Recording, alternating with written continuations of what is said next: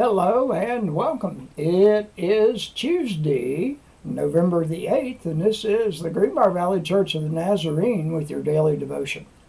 Today we continue to read the book of Judges, chapter 7, verses 9 through 16, the story of Gideon. Here's the word of the Lord. During that night, the Lord said to Gideon, "Get up, go down against the camp, because I'm going to give it into your hands. If you're afraid to attack, go down to the camp with your servant Purah and listen to what they are saying. Afterward, you will be encouraged to attack the camp." So he and Purah, his servant, went down to the outposts of the camp. The Midianites, the Amalekites, and all the other eastern peoples had settled in the valley thick as locusts. Their camels could no more be counted than the sand on the seashore. Gideon arrived just as the man was telling his friend his dream.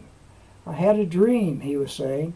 "A round loaf of barley bread came tumbling into the Midianite camp. It struck the tent with such force that the tent overturned and collapsed." His friend responded, "This can be nothing other than the sword of Gideon, son of Joash, the Israelite. God has given the Midianites and the whole camp into his hands."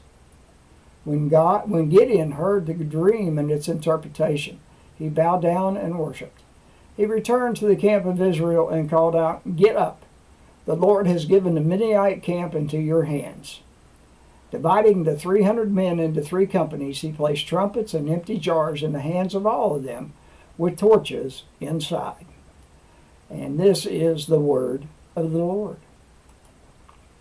The article today is titled "Listening to the Right Voices" by Joe Fultz. Here's what Joe writes.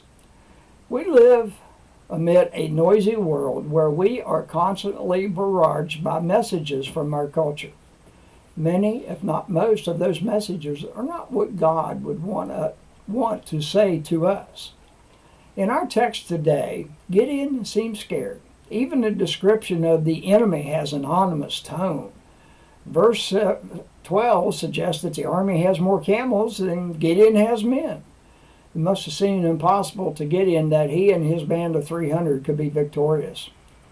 But then Gideon listens to the voices God has told him to listen to. He and his servant Purah go to the outpost of the camp to listen, and they find out that their enemies are every bit as scared of them as Gideon had been of them. The tables have turned, and this realization gives Gideon the confidence to do the rest of what God commanded him to do. What voices are you listening to? Do they make you more or less likely to do what God has called you to do? Perhaps our listening habits need to change.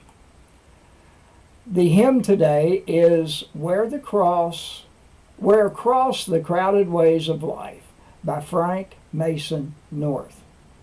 Above the noise of selfish strife, we hear thy voice, O Son of Man.